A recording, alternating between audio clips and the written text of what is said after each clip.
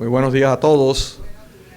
Muchas gracias por su presencia en la mañana de hoy en la continuación de esta serie de conferencias que damos aquí en la Biblioteca Museo alrededor del tema de la política pública en relación a los gobiernos y en relación al pueblo.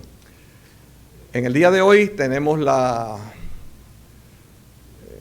el placer de tener con nosotros un extraordinario exponente que conjuga no solamente la experiencia práctica, sino los conocimientos en el área de creación de empleos, que es un tema que está en discusión pública en estos momentos.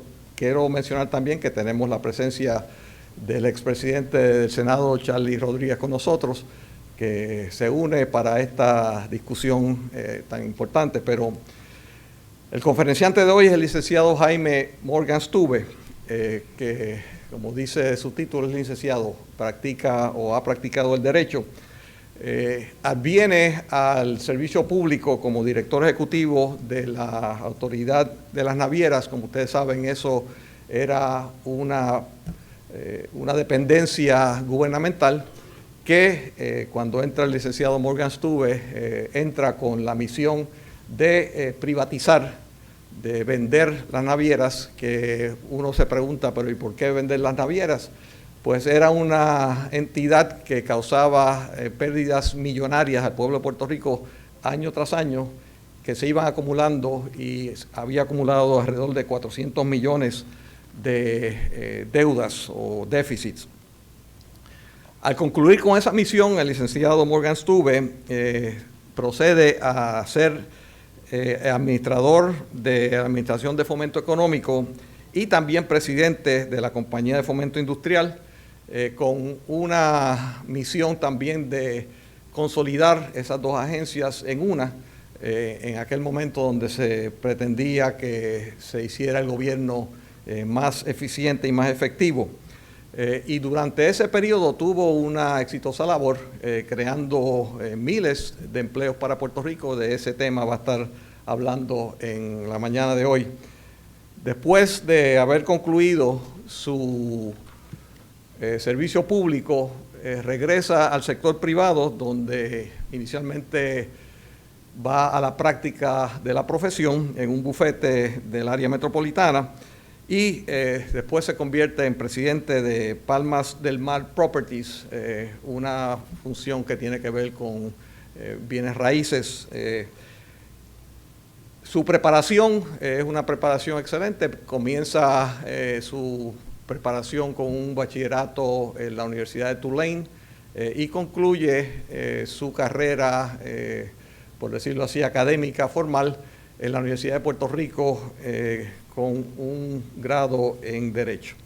Así que yo creo que pueden estar de acuerdo conmigo que tenemos hoy un conferenciante que reúne las cualidades que buscamos para estas conferencias, de tener preparación, conocimientos y también práctica en el proceso de establecer y llevar a cabo política pública. El licenciado Morgan-Stube.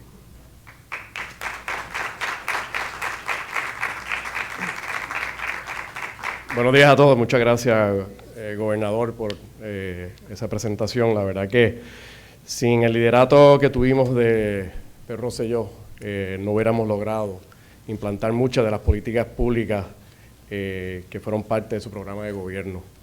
Y de liderato, que vamos a estar hablando en la mañana de hoy. Vamos a ver si mi juego de combinación de mente a motor o no se me confunde hoy haciendo esto, pero vamos a ver. Yo quise hoy concentrarme en el rol que debe o no debe jugar el gobierno en el desarrollo económico. Perdón. No voy a entrar en muchas estadísticas para no aburrirlos. Lo que quiero es estimularlos a ustedes a seguir pensando. En una hora, creo que tengo una hora, ¿verdad? Una hora. No da para cubrir el tema completo, así que lo que quiero es sembrar la semilla. Ustedes, como mentes fértiles y estudiantes que son, puedan seguir pensando sobre el tema, estudiando el tema y desarrollando sus propias opiniones sobre este tema tan importante. Así que vamos a estar haciendo las preguntas a través de la presentación, según vayan escuchando algunos de los hechos, algunos de los fácticos que voy a estar presentando. Quiero que ustedes constantemente se estén preguntando, ¿debemos estar haciendo eso hoy en día? ¿Por qué funcionó? ¿Por qué ahora no funciona? ¿Debe estar el gobierno envuelto? La contestación es que sí. Hay un rol definitivamente de gobierno. Es importante que la política pública que se esboce sea clara, sea contundente y se siga. La pregunta de los 64.000 empleos, sin alusiones políticas, como quiera el gobernador García Padilla dijo que eran 50.000, pusieron los 64.000 chavitos aquí para jugar un poco con las palabras.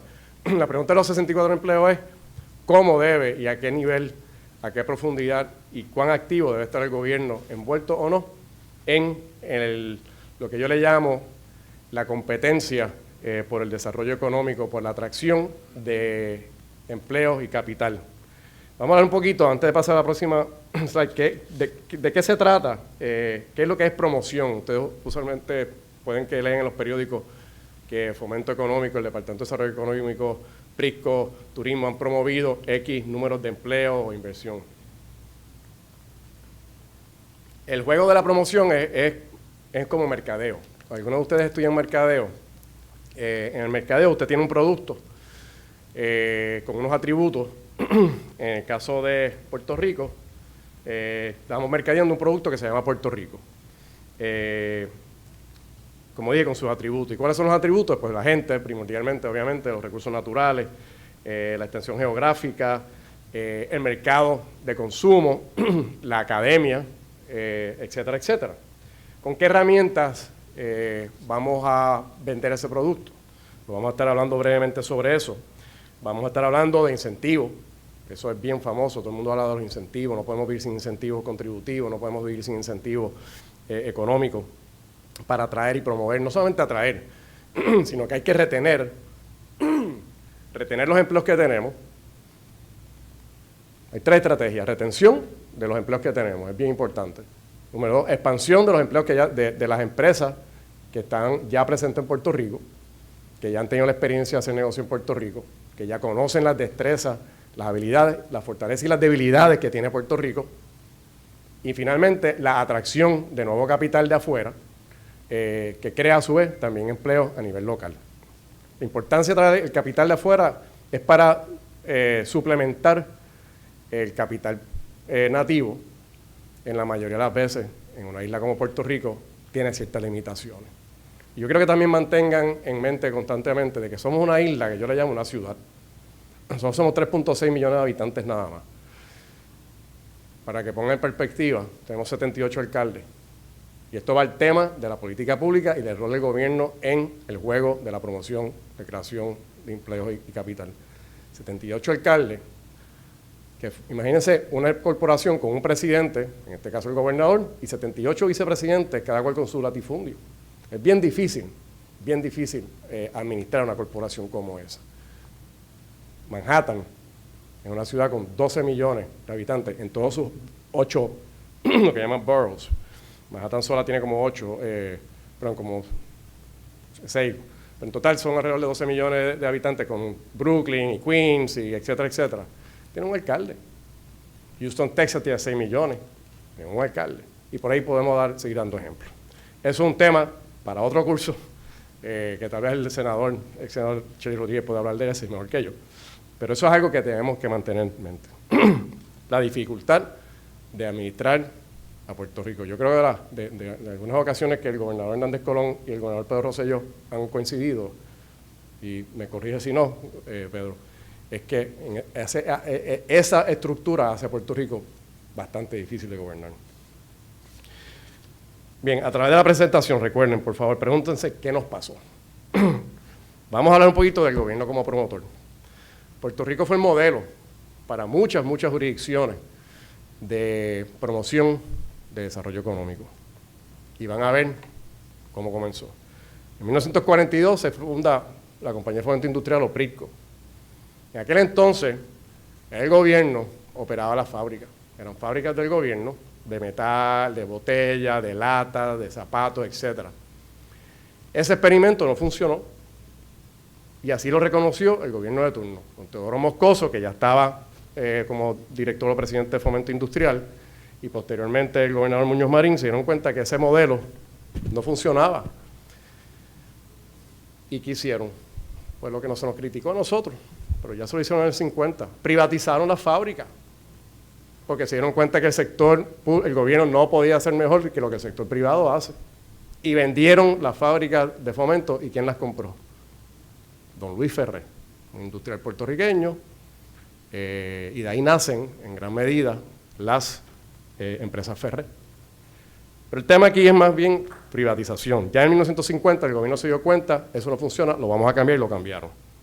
Prisco entonces se convirtió más bien en una compañía de desarrollo de bienes raíces industriales y creó este parque masivo, o sea, de costa a costa de Puerto Rico, con 130 parques industriales, 25 millones de pies cuadrados de construcción, una zona de libre comercio que luego en el 98 la convertimos en la zona libre de comercio más grande, no contigua en todos los Estados Unidos.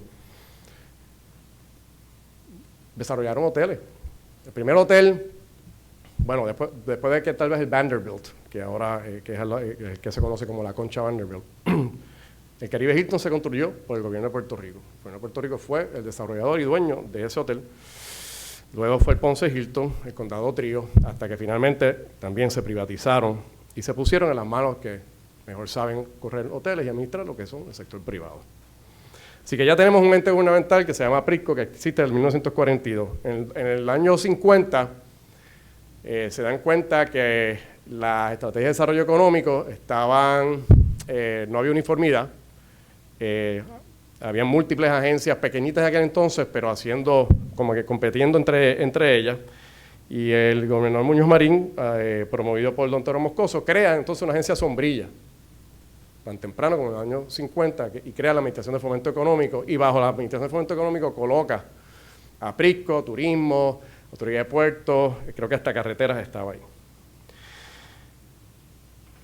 En el 1998 el gobernador Pedro Rosselló encuentra que esa estrategia a través de los años se había desorientado y volvemos y entonces creamos el Departamento de Desarrollo Económico y volvemos y ponemos bajo esa estructura todas las agencias de desarrollo económico que existían en ese momento, para que hubiera uniformidad de estrategia, maximizar los recursos y, como le gustaba decir a él, hacer más con menos.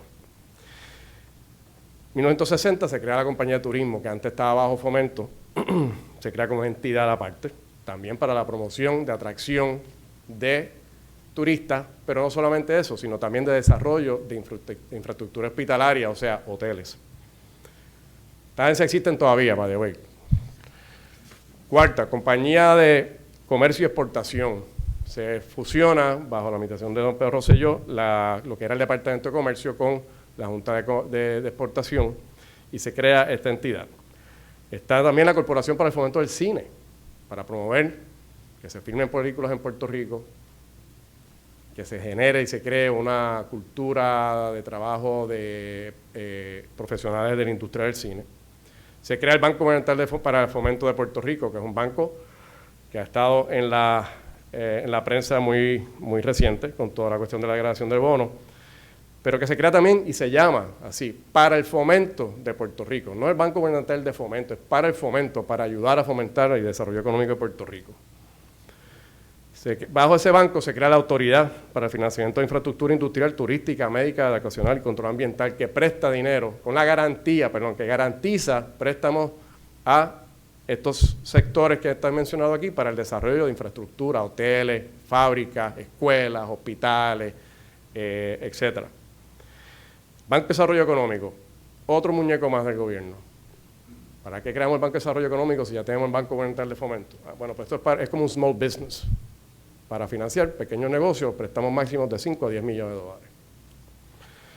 Administración de Fomento Hípico, perdón, me quedé atrás, yo sabía, me envolví acá. La Administración de Fomento Hípico, ustedes pueden creer que hay una agencia para el fomento del deporte hípico de Puerto Rico. La gente no está apostando los caballos ya. Y la Junta del Fondo para Desarrollo de Ciencia y Tecnología, que se creó en 1995 por el gobernador Pedro Rosselló. Así que tenemos una extraordinaria estructura de organizaciones, todas dirigidas a desarrollar empleos y capital en Puerto Rico. ¿Qué usan? ¿Qué utilizamos? ¿Cuáles son las herramientas? ¿Cuáles son las estrategias para entonces promover ese desarrollo económico?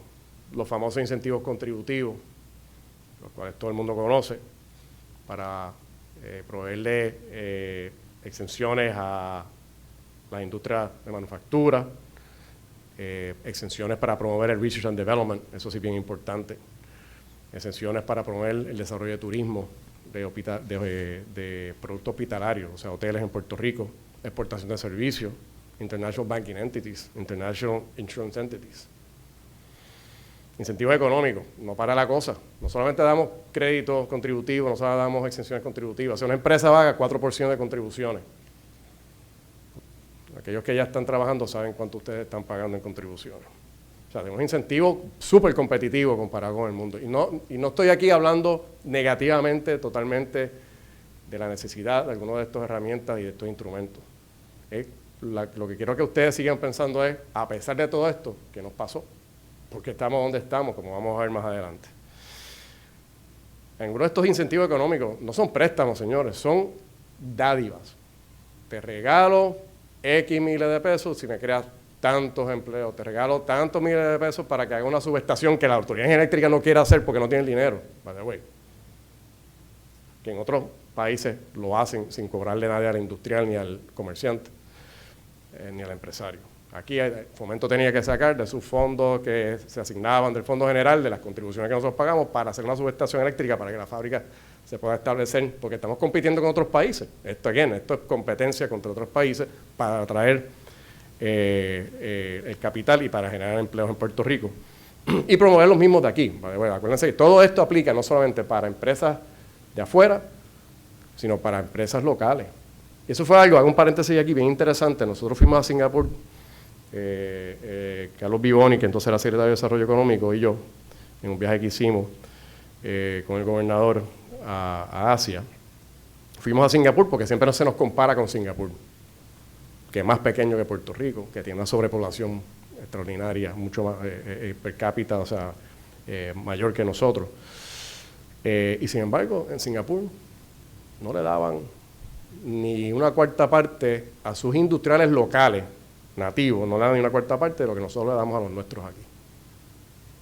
A ellos lo más que tenían era acceso a capital, a financiamiento más competitivo, más barato que en la banca privada, si cualificaban bajo ciertos estándares de calidad y productividad. Si no, no tocaba ningún tipo de ayuda. Y ahí entra el debate, si a veces estas muletas, que las llamamos, lo que en vez de fomentar la creación de empleo, crea más una complacencia. Y en vez de nuestros empresarios tener, ¿verdad?, de ayudarles a tener el incentivo para seguir siendo innovadores, lo que le estamos dando es otra vez la mano del mantengo. No, tranquilo, que yo te voy a ayudar, te voy a comprar la máquina, te voy a hacer esto, lo otro. Así que eso es un tema bien importante también, el tema de debate sobre si los beneficios a las empresas y a los empresarios tienen beneficios positivos o no. Financiamiento de intereses preferenciales, o sea, no se acaba ahí, damos tax benefits, damos cash grants y entonces también vamos a darle préstamos a intereses preferenciales. Banco de Desarrollo Económico, Venture Capital, Banco Gubernamental de Fomento a través de AFICA, de Autoridad para el Financiamiento que mencioné ahorita, garantiza con el Full Faith and Credit, con el crédito y la reputación del gobierno de Puerto Rico, garantizaba préstamos a tanto hoteles, fábricas, hospitales, universidades, etc. Ahora mismo no hay nada de eso, porque ese Full Faith and Credit del gobierno de Puerto Rico no tiene la credibilidad que tenía hace años atrás. Programas de capacitación, eso es importante. Eso es ayuda a los empresarios a cómo ser mejores, más eficientes, a tener acceso a la última tecnología, a cómo saber usar la última tecnología. Así que ya vemos cuáles son los organismos que tiene el gobierno de Puerto Rico. Vemos cuáles son las herramientas que tienen esos organismos para promover los empleos y crear capital. Ahora vamos a ver qué es lo que buscan estas empresas. Porque hay otro mito, que si tú no tienes los mejores incentivos contributivos, no estás en la carrera para atracción. Como ven en esta lista, esta lista está escrita en orden de prioridad. Esto fue un estudio que hicimos en 1995, cuando estábamos evaluando la estrategia de promoción del gobierno de Puerto Rico. Estábamos evaluando la ley de exenciones contributivas, y como lógicamente se hace cuando tú vas a lanzar un producto nuevo, pues vamos a hacer un focus group, vamos a ver qué es lo que la gente necesita, cuál es el cliente. El cliente son los inversionistas, los locales y los de afuera. ¿Qué es lo que ellos necesitan en términos de producto? Pues número 1, estabilidad política y monetaria. Sin eso, olvídese de regalar la casa. Si no hay estabilidad política y monetaria, ni les interesa. Esto fue un estudio que se hizo, un survey, que se le hizo a los que se llaman, a los oficiales corporativos que le llaman Chief Real Estate Officers, de todas las multinacionales, que son los que toman las decisiones o recomiendan a sus juntas o a sus presidentes dónde debe ser el próximo lugar donde expandir su operación. Obviamente es importante que esa operación sea viable y productiva. Puerto Rico, sin duda alguna, pues tiene ese factor, lo tenemos. Un ambiente seguro y buenas escuelas para ejecutivos y su familia. La gente quiere estar seguro que esas personas que van inicialmente a correr esas empresas tengan una calidad de vida a los estándares de lo que están acostumbrados ellos en sus lugares, ¿verdad?, de origen. Puerto Rico, pues, tenemos problemas de seguridad pública, sin duda, pero si comparamos contra otros países, Ucrania, por ejemplo, Venezuela, vamos por cogerlos, ¿verdad?, los que están en los medios en estos días, pues obviamente sí tenemos una seguridad mucho mejor pero tenemos que seguir trabajando en eso. Un sistema legal y regulatorio confiable es bien importante. Estas empresas no pueden estar sujetas a los vaivenes de un oficial de tercer rango del gobierno. Yo recuerdo, yo tenía un cliente que hacía negocio con la República Dominicana, un cliente en la industria de transportación, y todos los días el capitán de puerto le cambiaba las reglas al cliente. Cada vez que llegaba el barco, había unas reglas nuevas. ¿Y por qué? Pues porque sí. Eso no promueve la atracción de capital. Mano de obra diestra, educada, con buena ética de trabajo, es bien importante.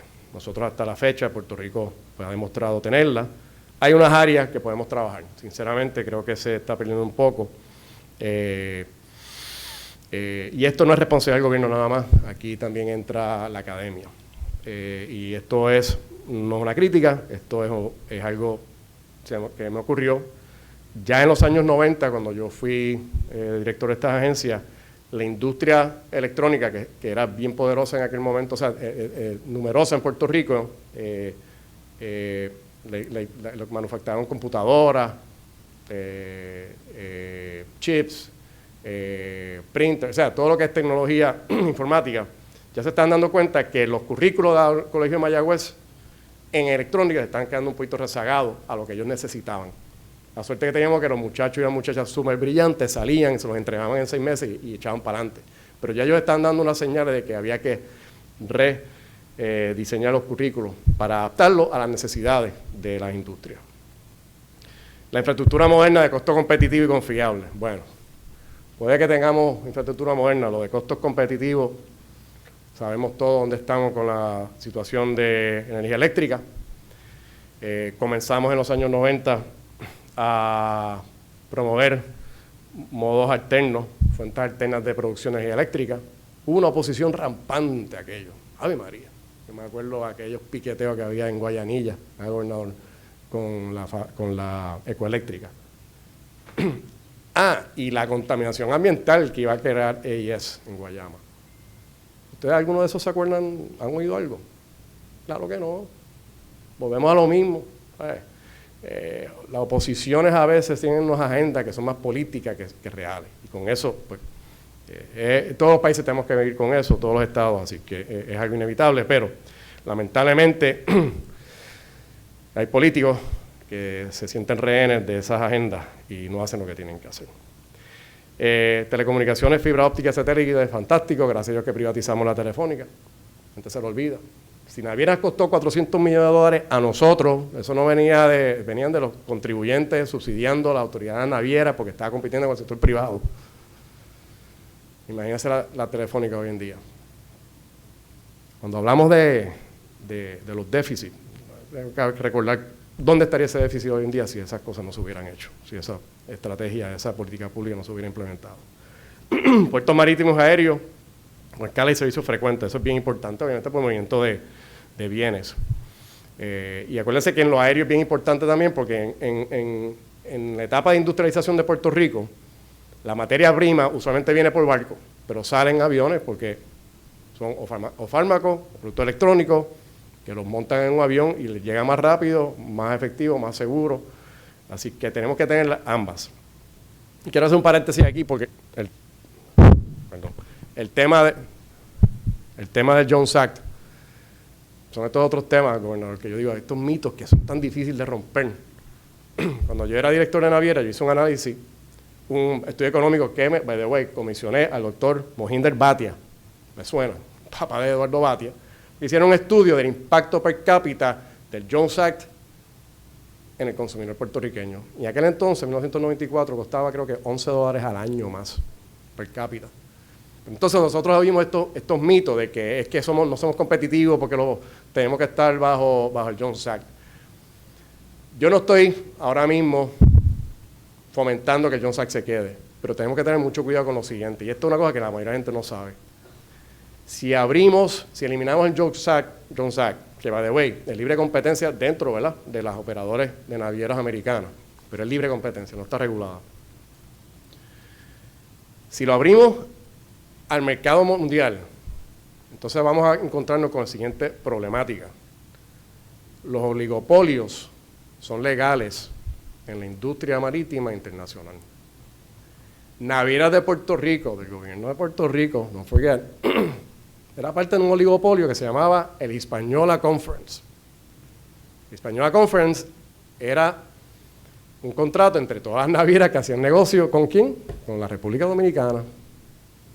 Quienes establecían las tarifas, los fletes y los niveles de servicio. Nivel de servicio quiere decir, este día te toca a ti naviera, el otro día te toca a ti TNT, el otro día te toca a ti Maersk. Y se ponían de acuerdo y se repartían el bacalao. Y nos repartían el bacalao. El gobierno de Puerto Rico era parte de un oligopolio. Ahí el mercado, la ley del mercado libre no funciona. Otro mito, costoso. Pues ¿sabes qué? Costaba más barato para Starkist cuando estaba en Mayagüez, mover un furgón de 40 pies, salía más barato moverlo de San Juan a Jacksonville que de Río Vaina a Jacksonville. Pero ¿y por qué? Si estamos en el Jones Act. Otro mito más, lo dejo para que sean confiados. Again, no estoy fomentando que el Jones Act hoy en día siga siendo bueno o malo. Lo que quiero decir es que, ojo, que siempre hay algo al otro lado del camino, al final del camino, que puede ser peor. Proceso de permisología, siempre es un issue constante. Yo estuve en los dos lados de la moneda, yo estuve del lado de la promoción, ¿verdad?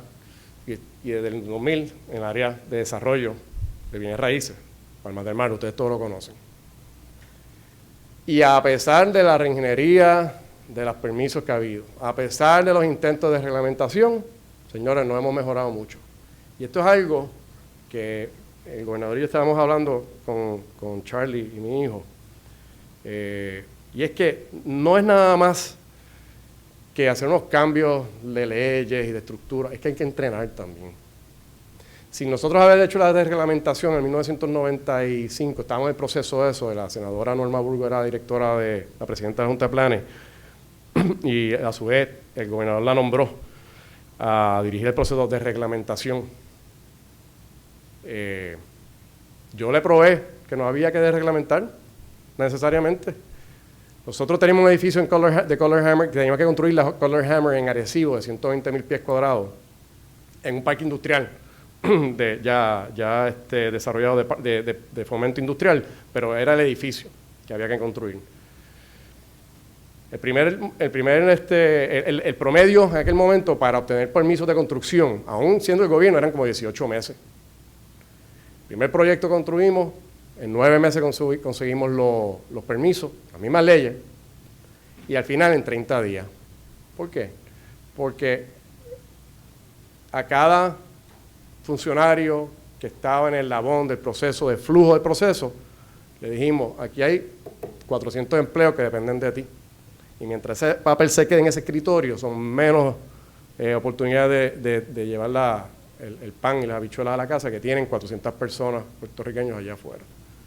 Y en la medida que nosotros eduquemos a todo el sector público de la importancia y el rol que juegan en la creación de empleo, en este caso, o en la educación, en el caso de educación, yo creo que es indispensable para que el gobierno sea efectivo, pero lamentablemente eso no funciona así. Ambiente pro negocio, bien importante, podemos volver a eso ahorita. Ambiente laboral estable, Puerto Rico sí ha disfrutado en los últimos 30, 40 años de un ambiente laboral estable, tiene unas leyes, buenas o malas, que proveen unos beneficios y unas protecciones a los empleados, que por un lado, pues, algunos empresarios se quejan de que hay poca flexibilidad, por otro lado, han prevenido, yo creo, en mi opinión, de que los gremios laborales no hayan tenido éxito en Puerto Rico. En Puerto Rico ha habido un decrecimiento bien marcado de los gremios laborales, y es porque los empleados se han dado cuenta que no necesariamente necesitan unos líderes para defenderlos. Las leyes, el gobierno los protege. Así que tiene sus pros y sus cons. Cercanía a mercados, sin duda alguna, obviamente siendo parte del mercado más grande del mundo, Puerto Rico tiene una conveniencia. Y finalmente, fíjense, el número 10 son los incentivos. ¿Por qué? Es bien sencillo. Si tú no puedes ser profitable, si no tienes ganancia en tus operaciones, ¿de qué te van los incentivos contributivos? Si tú no ganas dinero al año, pues tú no tienes que pagar contribuciones. Así que es irrelevante los incentivos. Así que primero vamos a hacer dinero, y para hacer dinero hay que cumplir con los primeros 9, en la opinión de estos empresarios. Y después, si hacemos dinero, qué bueno que vamos a pagar menos contribuciones. Hay una filosofía que dice que mientras más dinero se quede en las manos del contribuyente, más se beneficia la economía. Hay otra que dice que hay que repartir los beneficios y las ganancias. Yo creo que hay que llegar a un balance. Esta próxima laminilla, los 12 pilares de la competitividad. Esto es un estudio que hace el World Economic Forum y Puerto Rico participa. No voy a entrar mucho en la metodología, etcétera, pero esto mide pues, mucho de lo que ya mencioné. Instituciones, infraestructura, ambiente macroeconómico, salud, educación primaria, adiestramiento y educación superior, mercado de bienes, mercado laboral, mercado financiero, tecnología de mercado, tamaño de mercado, grado de sofisticación de empresas e innovación. Ahora, no se olviden, tenemos 10 instituciones con todas las herramientas que mejor es difícil obtener para promover una economía bollante en Puerto Rico. Esto fue en 2011. Número 41 en el mundo. ¿Pero cómo va a ser? Si tenemos los mejores instrumentos y las mejores herramientas, ¿qué pasó? Estados Unidos, número 4, Singapur, número 2, Irlanda, que es otro que se nos compara, número 29, Chile 30 y Puerto Rico 41. Esto es 2011. Los factores que afectaron este ranking, miren a la izquierda, Burden of Government Regulation. Este estudio se hace un survey de empresarios y de liderato gubernamental de estas jurisdicciones. Total Tax Rate nos ponen 123. Y otro de los factores, Internet Usage. Fíjense qué interesante la importancia, ¿verdad?, de la telecomunicación. Nos ubica en el número 87 en el mundo. Esta es la del 2011.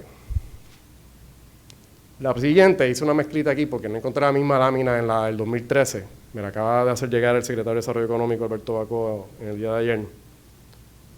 Estamos en 30. Yo no estoy seguro si estamos midiéndola, y se los aclaro, no estoy seguro si midieron lo mismo. Traté de determinarlo, pero se me hizo un poco difícil, sí, pero como quiera. Número 30 en el mundo, con mayor potencial competitivo. Pueden decir, pues qué bueno. Pues no podemos, la complacencia es malísima, tenemos que aspirar a estar en los primeros 5. En términos de comparación con nuestros hermanos latinoamericanos, pues estamos número 3. No es coincidencia que somos parte de la economía más grande del mundo cuando nos comparamos con el resto de los países latinoamericanos y la cuenca del Caribe. O sea, hay un ingrediente importantísimo, un factor importantísimo que nos pone número 3 después de Estados Unidos y Canadá, cuando se nos compara con los hermanos países latinoamericanos y el Caribe. Parte de la economía hasta ahora más sólida, más grande del mundo. Pero acuérdense, si tenemos estos mecanismos, tenemos estas herramientas. Lo que hacemos bien, pues contamos con un gran potencial de innovación y talento gerencial, gracias en parte a nuestras universidades, sin duda alguna. Buen lugar de invertir, está hablando del clima legal, regulatorio, protección de derechos de los propiedad intelectual, accionista, o sea, esto es más corporativo, ¿no? Valor de la educación superior, definitivamente. Yo me sentí, le comentaba a mi hijo, que está de Spring Break aquí, está estudiando de hecho economía en St. John's University, y por eso me acompañó. Lo más seguro que después me corrigen un par de errores que haya cometido, pero que me impresioné el número de carros que vi en el campus hoy.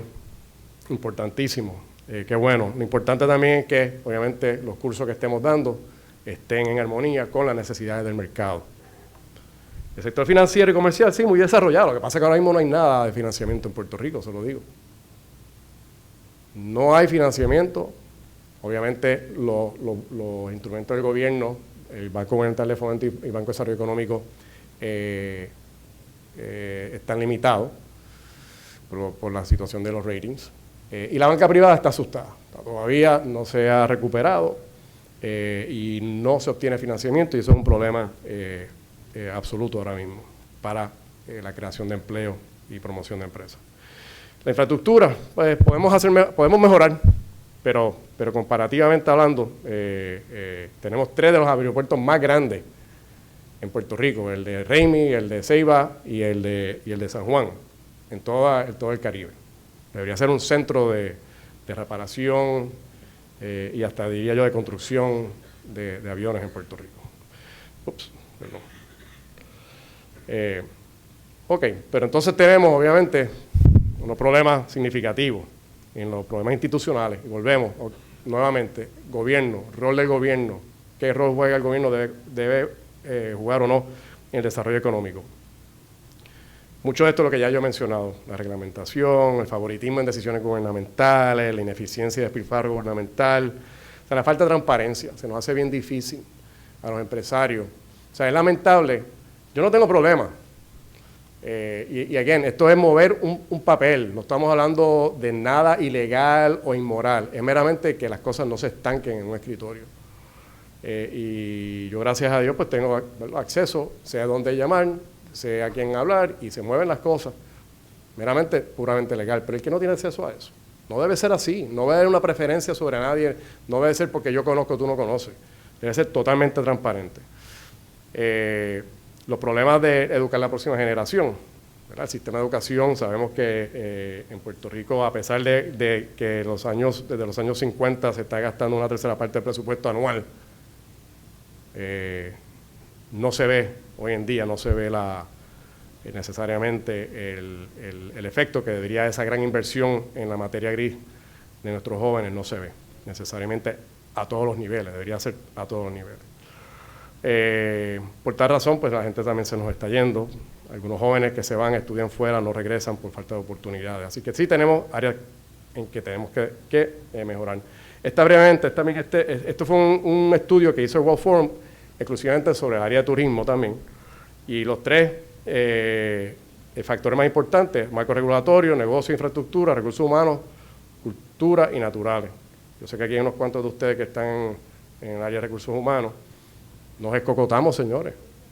Estamos en el número 52 a nivel mundial, pero si tenemos la compañía de turismo, promueve el turismo, el desarrollo hotelero en Puerto Rico. Tenemos la infraestructura, tenemos los aeropuertos. Yo creo que ahora mismo tenemos como unos 14,000 o 15,000 habitaciones. 15. República Dominicana no tiene la infraestructura que tiene Puerto Rico. no tiene los recursos que tiene Puerto Rico, que tiene el gobierno de Puerto Rico, y están como por 60,000. ¿Cómo va a ser? Si el gobierno, tenemos este aparato de mercadeo tan increíble. En el rango de las Américas, estamos en el número 8. Y voy a... ¿Cuánto tiempo tengo, Carlos? ¿Cómo voy? ¿Ah? Poquito. Ok, voy a acelerar. Esta presentación va a estar disponible, me imagino, así que a mí este SWOT me llamó la atención. Estamos bien altos. Número 14 del mundo en acceso a ATH. Cajeros automáticos que aceptan Visa. Eso me saltó a la vista y dije, el problema que entonces, ¿en qué lo vamos a gastar? Si tenemos problemas de marco regulatorio, de sostenibilidad ambiental, de infraestructura de transportación, o sea, me llamó la atención y creo que voy a seguir investigando pero es fabuloso. Salto para poder concluir. Gobierno promotor, ya sabemos, hay un problema. ¿Por qué está fallando? Fuimos un modelo, como dije, se nos compara con Singapur e Irlanda constantemente porque se copiaron de nosotros. Fue un plagio. Si hubiera habido derecho de autor, lo pudimos haber demandado. Esta cita me tocó la fibra cuando lo leí. Dice, Puerto Rico is the most hopeful example in the Americas of how to develop an underdeveloped community in the clean atmosphere of freedom. Eso es una cita de Britannica Yearbook. A lo mejor usted no sabe ni qué es la enciclopedia británica. Mi hijo me dice, papi, ¿y cómo ustedes, cuando tú estudiabas, cómo tú encontrabas información? Yo, bueno, pues, yo tenía la suerte que yo tenía una enciclopedia en casa, pero si no tenía que ir a la biblioteca y eso se hacían updates una vez al año, se ríen de uno. Pero está en Britannica Yearbook, la enciclopedia británica. Y están hablando del Puerto Rico, del cambio, del progreso de Puerto Rico de los años 40 a los años 60.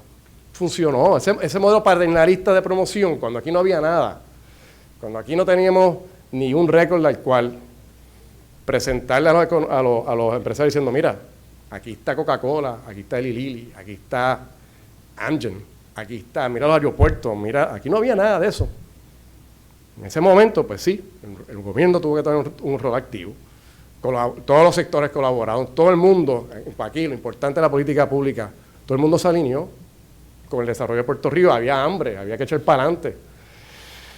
Se logró internamente el gobierno reclutar profesionales de primera categoría. Fomento era una escuela. El que no pasaba por Fomento antes del sector privado posiblemente tenía menos posibilidad de que lo reclutaran en el sector privado. Era una escuela, la maestría, el PhD en negocio. Se trabajaba de cerca con las empresas, mano a mano. Había una relación, una sinergia de partnership y no de confrontación, hostilidad y desconfianza, que es parte de lo que ha ocurrido también en los tiempos modernos. Había una visión compartida por todos los sectores, aunque había siempre una oposición, ¿verdad? Un movimiento de izquierda muchísimo más activo que lo que hay hoy en día, y eso ya verán cuando pase la próxima medida lo que le pasó a Teodoro Moscoso en 1970 cuando regresó a Fomento. Teodoro Moscoso fue el primer administrador de Fomento Económico, el primer presidente de PRISCO. Fue una gran figura. Si no han oído de él, les recomiendo que lean el libro que escribió Alex W. Maldonado, Operation Bootstrap, sobre Teodoro Moscoso. A mí me inspiró mucho, a pesar de que al final no coincido con él en algunos de los últimos capítulos, pero sí, es impresionante la vida de don Teodoro y la importancia de él para el Puerto Rico de hoy en día. Pero ¿qué pasó? Y aquí también estoy citando a alguien que ustedes no conocen, a Pogo. Pogo era una caricatura que salía en San Juan Star, pero era muy filosófica, era un muñequito, y esta cifra es muy famosa, dice, "We have met the enemy, it is us." Pogo, Walt Kelly era el caricaturista.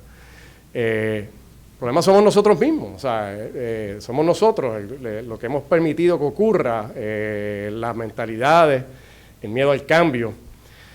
Las estructuras gubernamentales van madurando, lamentablemente desarrollan sus propias subculturas, comienzan a chocar entre ellas, se crean unos latifundios, aún dentro del propio gobierno, bajo el mismo gobernador, a veces se convierten en fincas y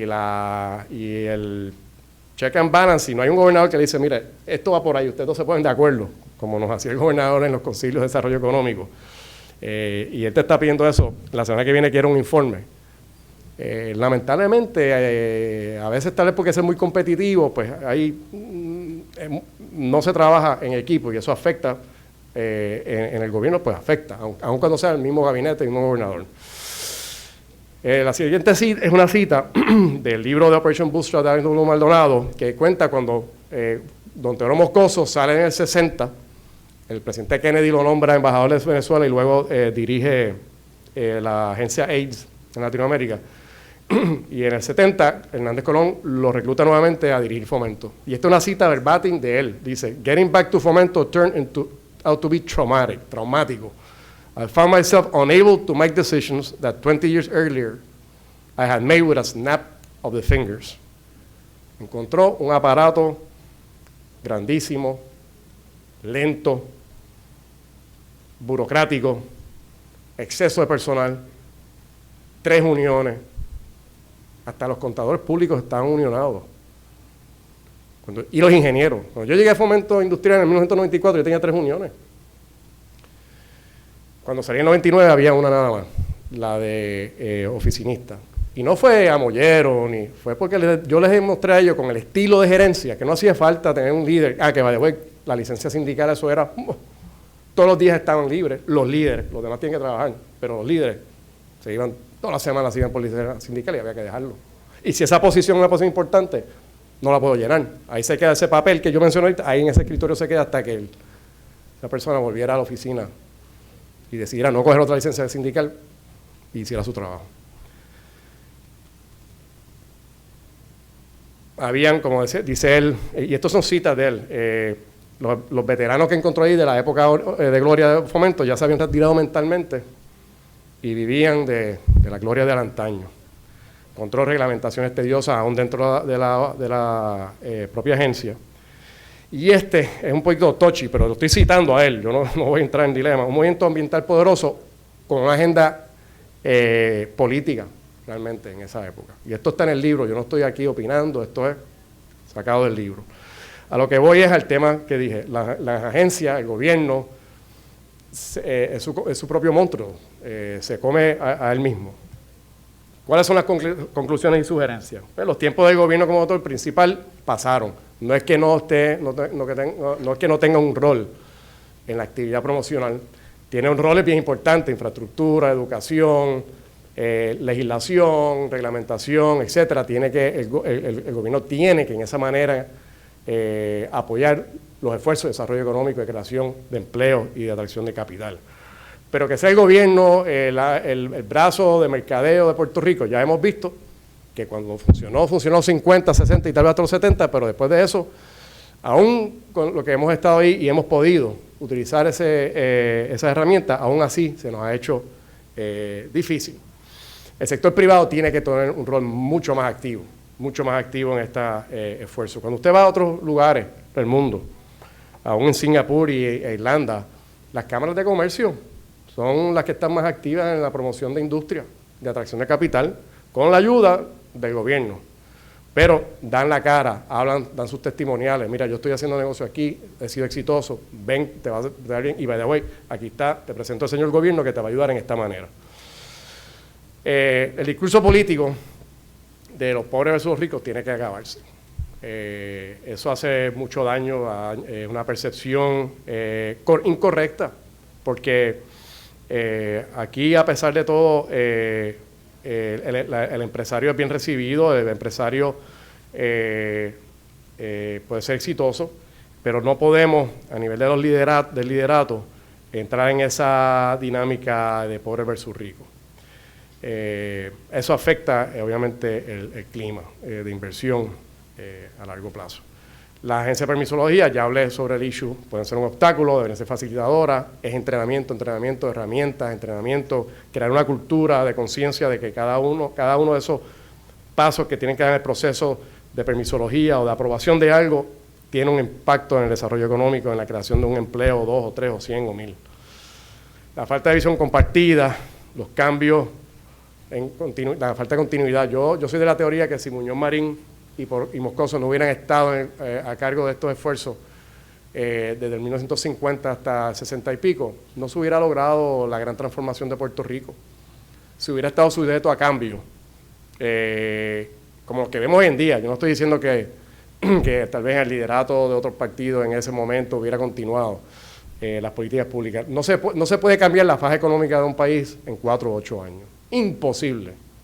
El que haga eso se gana el premio Nobel for Here to Eternity. Es imposible. No menos de 10 años y en perfecto serían 20 años. Así que hay un issue aquí, tal vez el precio de la democracia, que lamentablemente las cosas buenas, si las hizo otro, hay que o paralizarlas y repensarlas y venir a gastar más dinero en consultores para hacer lo mismo que ya estábamos haciendo, pero con otro nombre.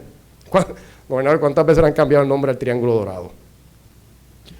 Entonces, desarrollo, master plan del área del centro de convenciones, que querían tumbar, centro de convenciones y el área de puertos, de Puerta de Tierra, eso se llama Triángulo Dorado.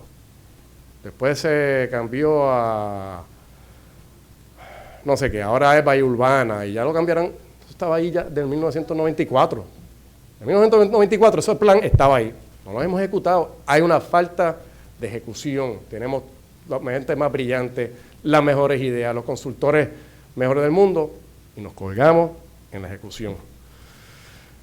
Y para concluir, el éxito en los esfuerzos de promoción económica gubernamental va a depender de la habilidad de estar en constante cambio, un paso adelante de la competencia. Hay competencia, no podemos tampoco eliminar todos estos aparatos y herramientas y organismos de plano, eliminarlos por completo. Y yo creo que esto es Darwin, no me acuerdo quién lo dijo, pero yo tal vez lo refraseo, ser él o la más fuerte o él o la más inteligente no garantiza la sobrevivencia. Se requiere ser él o la más flexible y adaptable para sobrevivir. Gracias por escucharme, espero que se lleven algo con ustedes. Estoy abierto para preguntas, me parece, ¿verdad? En unos minutos. Gracias.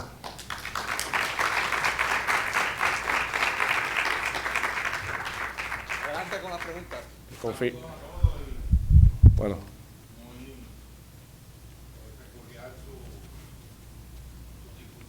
Gracias. Gracias, Ángel. Le traigo la siguiente inquietud. Usted mencionó el oligopolio.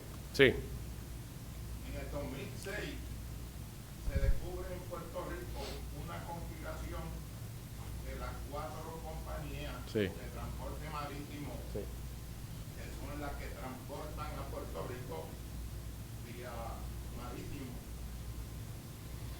Y al llevar a cabo la compilación, obligaron al comercio en Puerto Rico a aumentar los precios en un 23%. El gobierno federal, a través del FBI, los acusa, le impone una multa, pero no veo esa injerencia del gobierno de Puerto Rico versus el daño que le hicieron esas 4 compañías de transporte marítimo al comercio, al consumerismo puertorriqueño.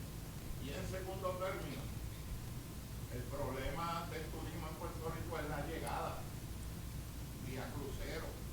Yo llevo 20 años para que el sistema del tránsito frente a los puertos en San Juan sea atendido de una manera seria, responsable y sobre todo científica.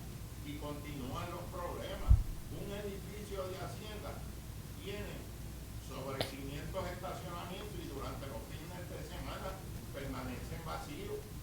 Claro, hice una digresión del tema de la compañía marítima porque quise traerle los dos temas porque entiendo que van unidos. Sí. En el aspecto del desarrollo. Yo no sé si el costo, y tomo su palabra por buena, pero no sé si tuvo un impacto de 23% de aumento de los costos en Puerto Rico, pero sí, oiga, como yo dije, nadie es un santo. O sea, aquí yo no estoy abogando por John Sack, ni por, lo que quiero es alertar que tampoco el otro sistema es perfecto y que aún así, eso que hicieron ellas sería legal bajo el Sistema Internacional de Transportación Marítima, y olvídese FBI y olvídese el gobierno federal, hubiéramos tenido que seguir con eso, porque no, las tarifas no las establece la libertad, el mercado, el flujo de mercado libre.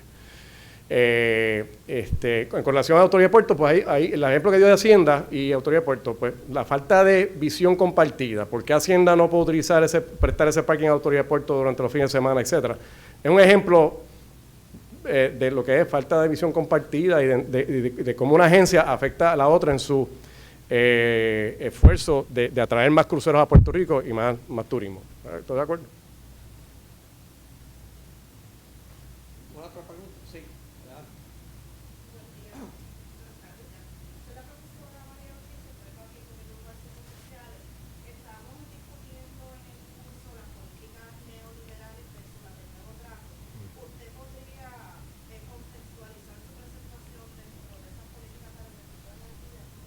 Yo creo que yo soy un compassionate conservative.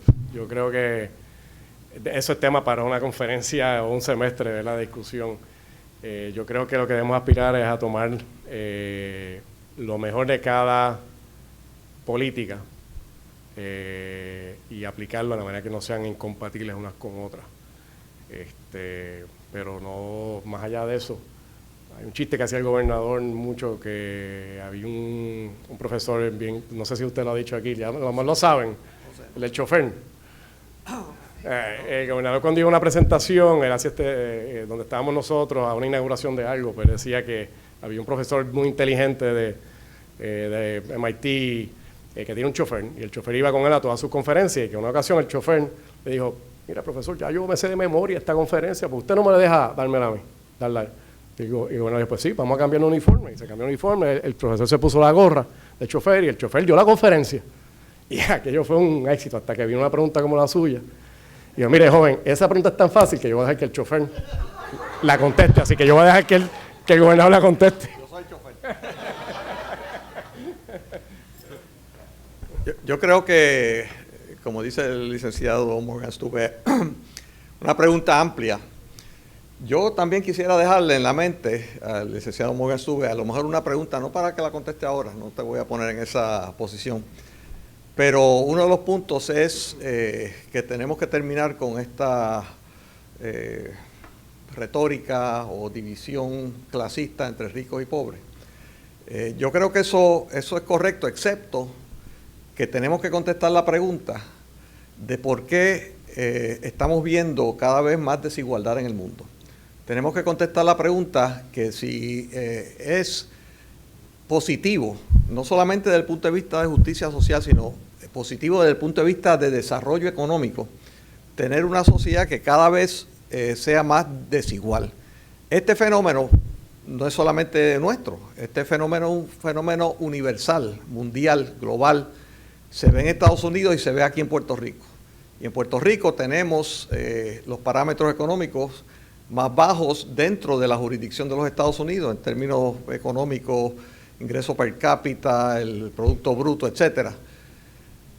Pero también, para sorpresa mía y sorpresa de muchos, tenemos los parámetros más grandes de desigualdad. O sea, somos la jurisdicción más pobre, pero también la más desigual. Eso es un problema. Y yo estoy de acuerdo que tenemos que terminar con la retórica, con los planteamientos, pero tenemos que atender la sustancia. Esa retórica tiene una sustancia, que es que hay una desigualdad que es insostenible. En algún momento va a explotar, y si no atendemos eso, pues va a explotar aquí en Puerto Rico. Así que dejo eso en la mente del licenciado, porque sé que no quiero ponerlo, y como yo soy el chofer, pues puedo decir lo que yo quiera. Yo lo único que voy a decir es que estoy de acuerdo, o sea, y yo lo estoy viviendo en estos momentos. O sea, la industria de desarrollo en Puerto Rico, nos limpiamos. O sea, nos quedamos, o sea, el 99.9% de los que estamos en ese sector, todo el capital se perdió. Sin embargo, hay unos allá en Nueva York, en ciertas torres de marfil también en Atorrey y eso, que no les ha afectado. Así que yo entiendo y tengo empatía porque hemos pasado por eso. Y estoy de acuerdo. En el debate del aumento de salario bajo Clinton, ¿de acuerdo? Aquí los empresarios, los industriales, nadie quería que aumentara el salario. Yo todavía me pregunto cómo hay personas en Puerto Rico que ganando ese salario mínimo pueden aguantar los costos de vivir en Puerto Rico ahora mismo. y creo que es justo, pero son muchas piezas en el rompecabezas, y ahí es que viene el reto para ustedes y para nosotros, de que todas esas piezas encajen y estén en sincronización.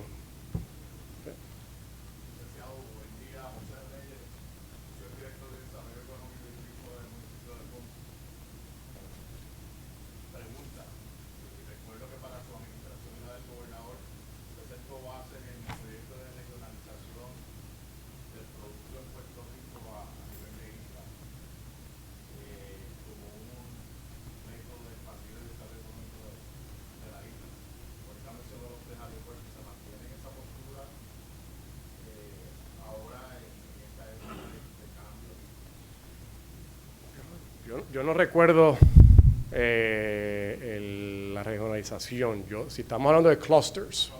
Bueno, ok, eso es diferente. Sí. Definitivamente el modelo a seguir es de clusters, no hay duda de ello.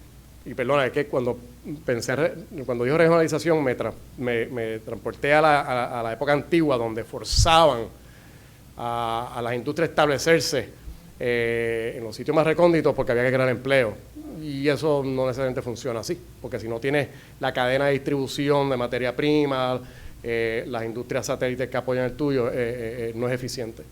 Pero sí, definitivamente el concepto de cluster, que es en esencia, por ejemplo, aquí entre Caguas y Humacao hay un clúster de industria farmacéutica. Eso es un clúster que se fueron estableciendo casi por accidente y tal vez por diseño en esa zona, porque habían otras industrias de la misma naturaleza, los suplidores estaban cerca, abarataba entonces el costo de operación al estar todo más o menos centralizado. Definitivamente el sistema de clusters, creo en él, no creo que sea implementado. Again, está todo eso, los estudios, cuando a mí me invitan a conferencias hoy en día de desarrollo económico, me da pena oír lo mismo que nosotros estábamos hablando hace 20 años atrás.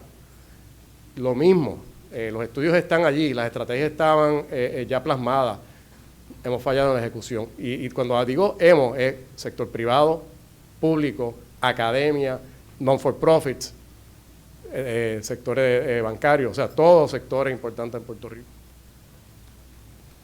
Muy bien, como ya ven, yo sé que los estudiantes tienen otros cursos que ir, así que agradecemos su presencia, le agradecemos al licenciado Morgan Stube que nos diera una excelente conferencia y invitado aquí para siempre. Gracias.